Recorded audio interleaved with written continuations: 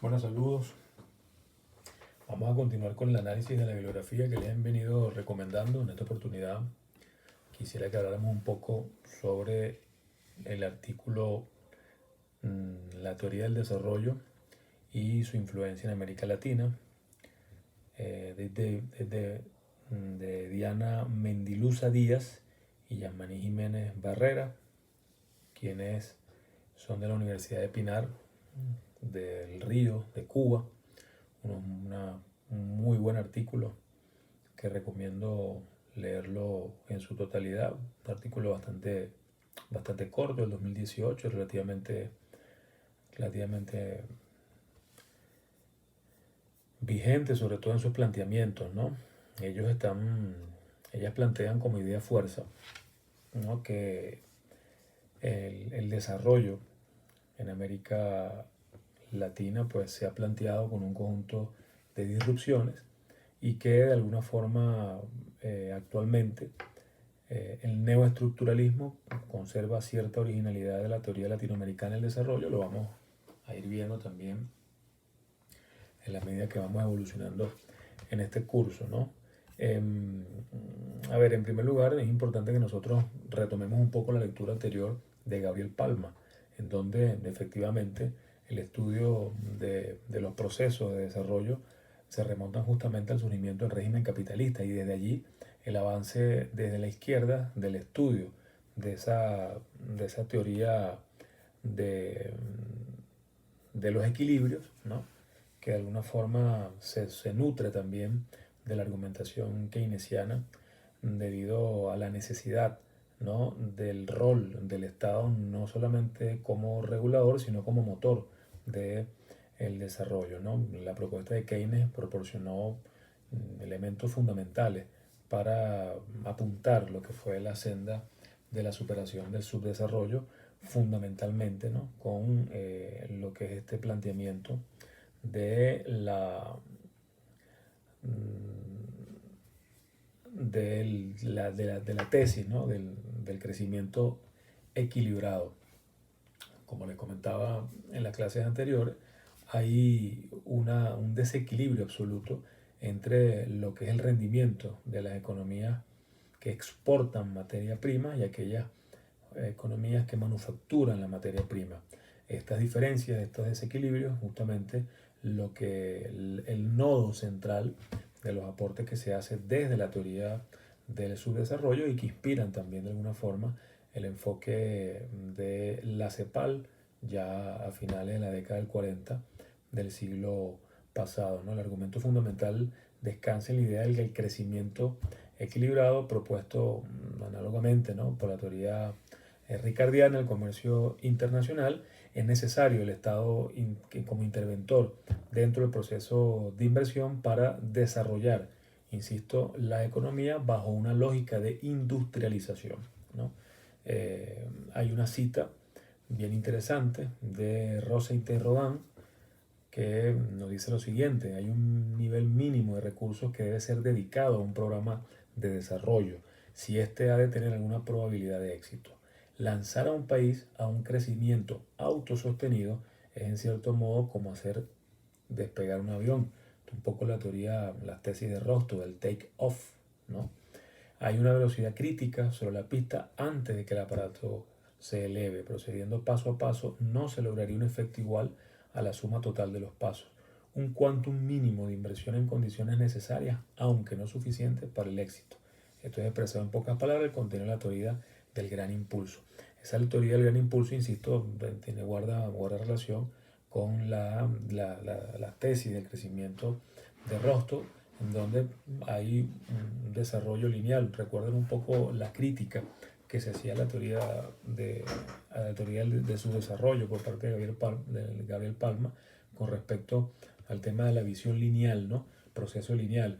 Hay que cumplir un conjunto de etapas para lograr el desarrollo. También tienen ustedes dentro de los materiales, la bibliografía recomendada, las tesis de Rostow, que también recomiendo que la revisen, ¿no?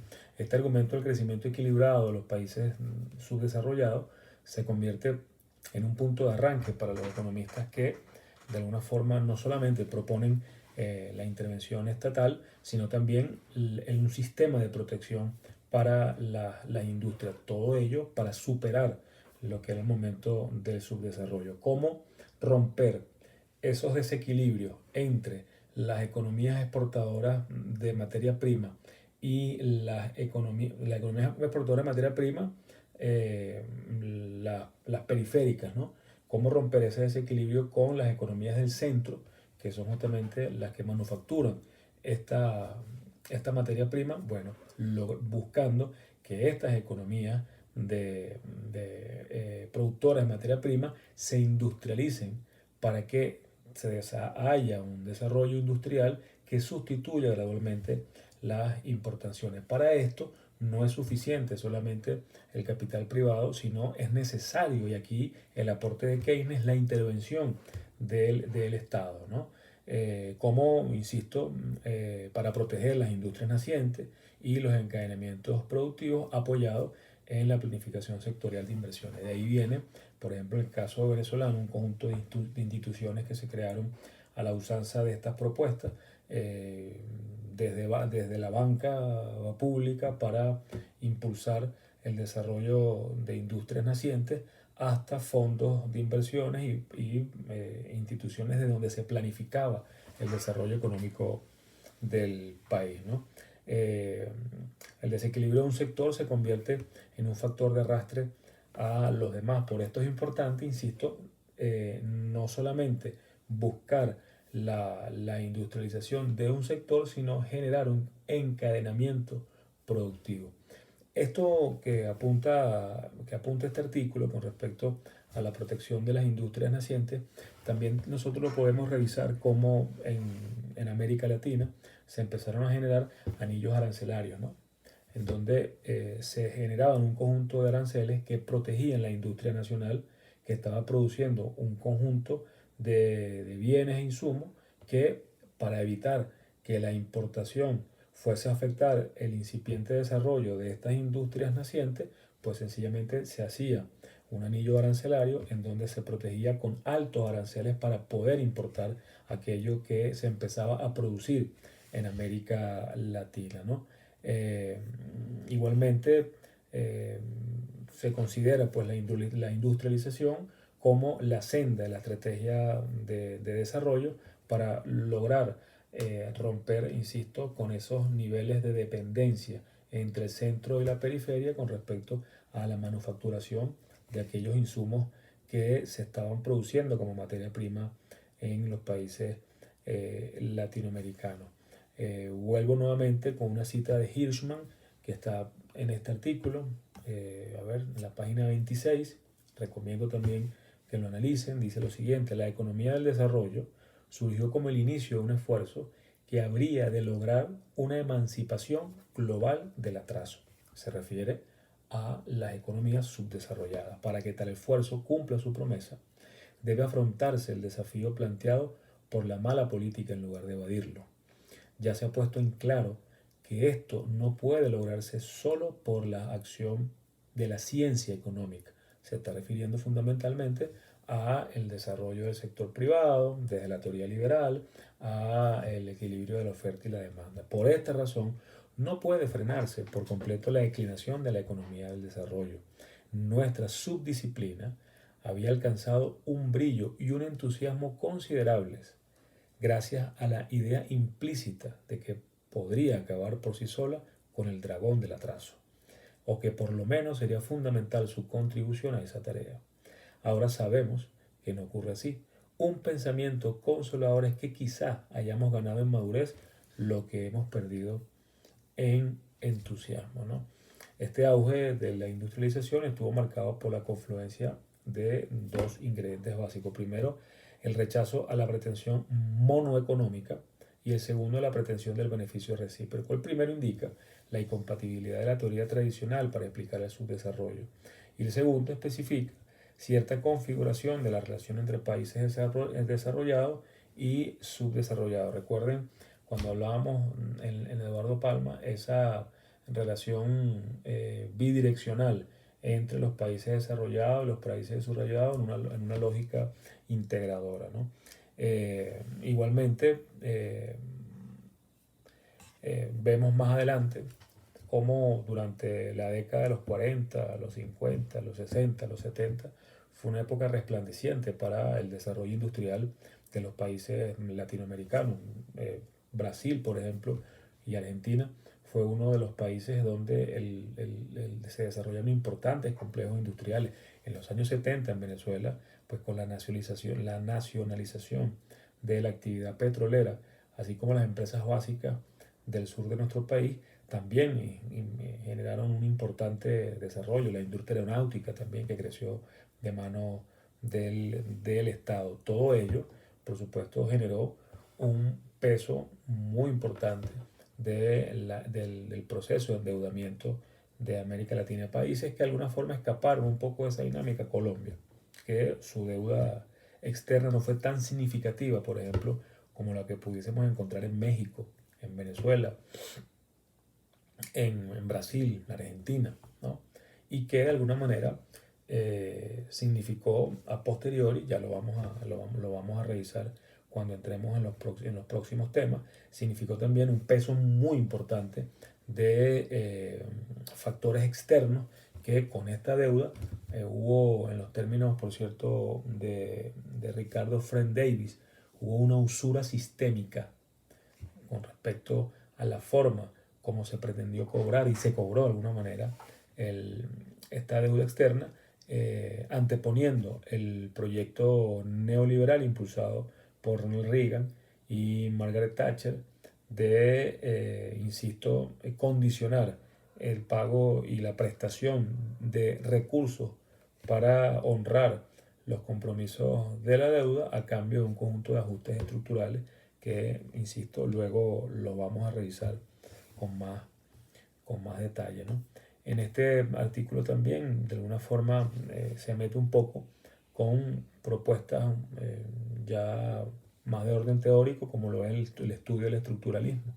Yo insisto también, revisemos un poco esto, porque fue justamente el argumento que dio origen a esa propuesta de centro y periferia que encontramos en Prebisch, encontramos en Cardoso, Faleto, encontramos, por supuesto, en su pensador original, insisto, que es esa visión etápica del desarrollo en las tesis de Rostow, de finales, a ver, principios de los años 60 del siglo pasado, ¿no? Osvaldo Zunkel, aquí un fragmento que toman de este autor, que por cierto les había recomendado en la clase anterior que le echaran un vistazo a este libro, El desarrollo desde adentro, ¿no? De Osvaldo Zunkel, que es compilador, un enfoque neoestructuralista para América Latina. Muchos de los que están planteando estas autoras se encuentra de alguna forma aquí. Este extracto de Zunkel es de un libro que se titula El subdesarrollo latinoamericano y la teoría del desarrollo, un interesante aporte también al estudio. Tuve la oportunidad de leer algunos elementos de este libro que, insisto, pudiésemos encontrar parte de esa tesis en esta publicación. Dice Osvaldo Zunkel, una cita un poco larga que, insisto, recomiendo que la analicen. Dice: la explicación del proceso de cambio de las economías y sociedades de América Latina consiste en concebir el subdesarrollo como parte del proceso histórico global de desarrollo. Tanto el subdesarrollo como el desarrollo son dos aspectos de un mismo fenómeno. Ambos procesos son históricamente simultáneos, están vinculados funcionalmente y por lo tanto interactúan, recuerden la tesis de Gabriel Palma, y se condicionan mutuamente, dando como resultado, por una parte, la división del mundo entre países industriales, avanzados o centro, y países subdesarrollados, atrasados o periféricos, y por otra parte, la repetición de este proceso dentro de los países subdesarrollados en áreas avanzadas y modernas, y áreas, grupos y actividades atrasadas, primitivas y dependientes. El desarrollo y subdesarrollo puede comprenderse entonces como estructuras parciales pero interdependientes que componen un sistema único. Ese es el concepto de interdependencia que está también subyacente a la teoría del subdesarrollo entre los países de centro y países de periferia, ¿no? De una forma, lo más interesante de esta propuesta, insisto, que toma gran parte de lo que es el aporte del pensamiento de Rostow, es que hay dos grandes polos, ¿no? Un polo homogéneo desarrollado llamado centro y otro heterogéneo y subdesarrollado que se llama periferia. Ambos están en permanente interacción y ambos de alguna forma generan una especie de complementariedad, ¿no? Porque los países de centro y los países de periferia tienden a estar permanentemente en un proceso de interdependencia. Esto, por supuesto, generó posteriormente al desarrollo industrial de los países de América Latina una reacción de los países del centro. Insisto, ya lo vamos a ver cuando entremos un poco en lo que es la tesis neoliberal y la gran usura sistémica que representó el cobro de la deuda externa. Por cierto que revisaba un poco los argumentos que en algún momento se esgrimió de la causa R, que se hablaba de la deuda eterna, ¿no? Y se hicieron foros interesantísimos. Estaba yo de estudiante en la Universidad Central, en la Escuela de Estudios Políticos, participé en algunos de estos foros que eran promovidos, por cierto, por Pablo Medina, que se analizaba la deuda externa y cómo, de alguna forma, a través de esa usura que hace mención Ricardo Friend Davis, se pretendió generar intereses sobre intereses, incluso financiaban al país y generaban condicionamientos para financiarle al país recursos y poder pagar los intereses de deuda, no aporte de capital, interés de deuda, ¿no? A ver, en los años 50, por supuesto, pues marcaron una interesantísima debate sobre lo que era justamente esta teoría esta situación entre subdesarrollo y desarrollo. Incluso CEPAL, cuando se crea, tiene fuertes detractores porque recuerden que toda esta teoría de subdesarrollo viene justamente de un pensamiento de la izquierda y recibió fuertes expresiones para generar de alguna manera para obstaculizar lo que era el proceso de generación de conocimiento que se daba desde allí, ¿no? Pero, a ver, años 50, 60, 70, marcaron una polémica importante con respecto al tema de la teoría de la dependencia, ¿no?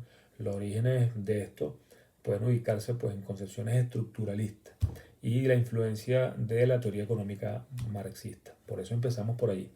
Asimismo, pues por supuesto hubo algunas distorsiones de modelo de industrialización, sustitución de importaciones, no fueron modelos homogéneos, ¿no? Que se aplicaron en todos los países. Cada país aplicó de alguna forma procesos muy particulares. En los años 70, cuando hubo esa ampliación de los recursos provenientes de la venta de hidrocarburos por los conflictos del Medio Oriente, fundamentalmente por la guerra del Yom Kippur, 1973, estaba Carlos Andrés Pérez justamente asumiendo la presidencia, hubo un crecimiento muy importante de recursos que generó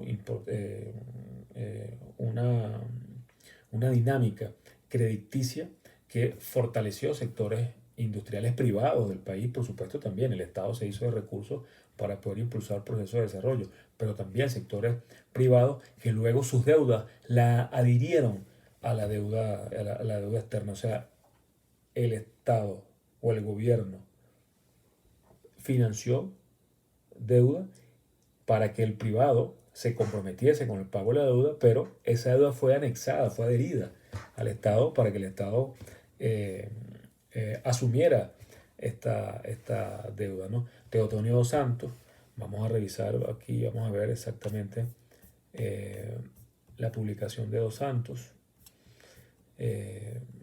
Vamos a ver acá, Teotonio dos Santos, se llama la publicación La teoría de la dependencia, balance y perspectiva. Fíjense el impacto que tuvo, que todavía pues en el siglo XXI estamos aún revisando. Este artículo es del 2018, Teotonio dos Santos escribió en el 2002, ¿no? Teotonio decía, vamos a leer la cita, que me parece también una cita bien con mucho, con muchos elementos para analizar. Si damos en algún momento con una cita, acá está. Creo que todavía, insisto, sigue vigente. Cuando nosotros revisamos el caso de Venezuela en los últimos 20 años, vamos a encontrar elementos que nos pudiesen estar de alguna manera acercando también a modelos de industrialización por sustitución de importaciones, ¿no? O al menos un modelo como se desarrolló, un modelo de desarrollo endógeno, buscar el desarrollo desde las propias capacidades del país, que es una tesis, por cierto, de Osvaldo, de Osvaldo Zunkel, ¿no? Dice Teotonio dos Santos, por cierto, un próligo pensador brasilero, dice lo siguiente: si la teoría de desarrollo y del subdesarrollo era el resultado de la superación del dominio colonial y del surgimiento de burguesías locales deseosas de encontrar su camino de participación en la expansión del capitalismo mundial, la teoría de la dependencia, surgida durante la segunda mitad de la década de los 60, representó un esfuerzo crítico para comprender las limitaciones de un desarrollo iniciado en un periodo histórico en que la economía mundial estaba ya constituida bajo la hegemonía de enormes grupos económicos y poderosas fuerzas imperialistas, aun cuando una parte de ella estaba en crisis y habría oportunidad para el proceso de descolonización. Insisto, podemos llamar descolonización también el hecho de romper esa relación de dependencia entre centro y periferia. Sin embargo, pues hubo muchos elementos que jugaron en contra, ¿no? Y que aun cuando, insisto, se avanzó en algunos sectores de manera significativa, eh, hubo algunos condicionantes importantes. En primer lugar, lo que fue la dependencia tecnológica, ¿no? Recuerden que muchas de estas tecnologías que nosotros incorporamos a esos procesos de industrialización son tecnologías que vienen también de los países de centro, ¿no? Los países más desarrollados. Y ahí hubo un proceso de dependencia tecnológica, ¿no? En primer lugar. En segundo lugar, pues por supuesto el tema de la preparación del talento humano. Aquí hay un elemento central, sobre todo ustedes que son doctorantes en educación. El modelo educativo venezolano es un modelo educativo que formaba trabajadores, no formaba emprendedores, ¿no? No formaba pues, personas que de alguna manera tuviesen capacidad para orientar y dirigir emprendimientos y dirigir propuestas emprendedoras, incluso con lo que fue la participación de las empresas petroleras en en el mercado petrolero nacional. Se creó el IESA.